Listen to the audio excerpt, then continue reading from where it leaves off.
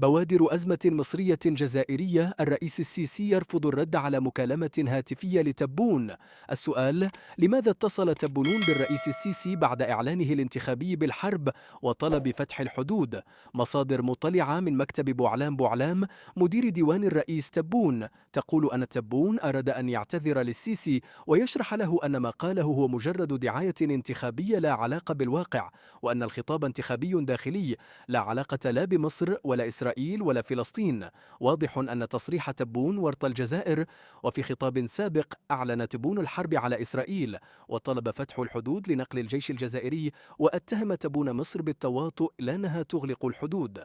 اليوم يخرج ابن قرينة ويقول أن تبون لا يقصد مصر وأن المغرب هو المسؤول. السؤال: هل المغرب هو المسؤول عن إعلان الحوثيين استعدادهم للتنسيق مع جيش تبون للقيام بعمليات عسكرية في البحر الأبيض المتوسط لفائدة فلسطين؟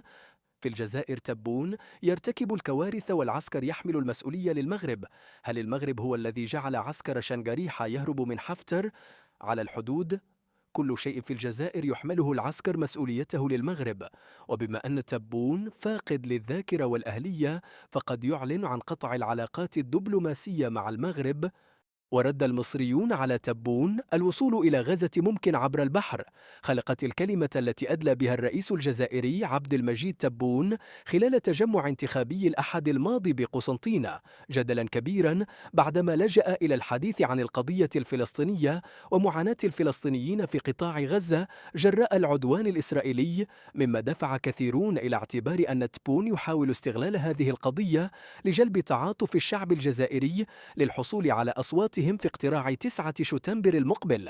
وما أثار الجدل أكثر وفق ما تداولته العديد من مواقع التواصل الاجتماعي ولا سيما في الجزائر ومصر هو تصريح تبون الذي قال فيه: لو كانوا ساعدونا في فتح الحدود بين مصر وغزة فإن الجيش الجزائري جاهز لإدخال الشاحنات والحافلات لبناء 3 مستشفيات في ظرف 20 يوما. ووفق العديد من النشطاء الذين تفاعلوا مع كلمة تبون، فإن الأخير أوحى من خلال كلامه بأن الجزائر مستعدة لمواجهة العدوان الإسرائيلي بشتى الطرق، وما يمنعها هو عدم فتح الحدود في رفح بين مصر وقطاع غزة، وكأنه يلقي اللوم على أطراف أخرى وفي مقدمتها مصر. ولم تعجب كلمة تبون العديد من النشطاء المصريين الذين اعتبروا كلام تبون يدخل في إطار المزايدات الانتخابية، مشيرين إلى أن الجزائر إذا كانت ترغب بالفعل في اتخاذ خطوة شجاعة لصالح الفلسطينيين فإن الوصول إلى قطاع غزة ممكن عبر البحر الأبيض المتوسط وكسر الحصار الإسرائيلي عن القطاع. وأشار النشطاء إلى أن سفينة دولية للسلام تستعد للقيام بنفس المهمة في الأيام المقبلة انطلاقا من مالطا، في تلميح إلى أن الرئيس الجزائري عبد المجيد تبون بإمكانه أن يقوم بنفس الخطوة بدل الاستعراض الكلامي الذي لا يقدم أي شيء للفلسطينيين. ومن جانب آخر اعتبر نشطاء مصريون آخرون أن الرئيس الجزائري كان يقصد بكلامه إدخال المساعدات إلى قطاع غزة ولم يكن يقصد أي تهديد بالحرب ضد إسرائيل، بالرغم من أنه استعمل أسلوبا حماسيا تفاعل معه الجمهور الجزائري الحاضر.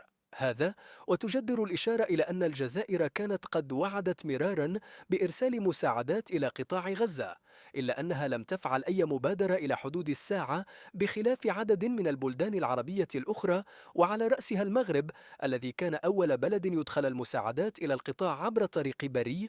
ويشار إلى أن الجزائر تعيش هذه الأيام أجواء الدعايات الانتخابية استعدادا لاقتراع 7 شتنبر المقبل لاختيار الرئيس الذي سيتولى رئاسة البلاد من جديد، بالرغم من أن كل التقارير تشير إلى أن تبون هو الأكثر حظا للبقاء في السلطة بالنظر إلى الدعم الذي يحظى به من طرف الجيش وشنقريحة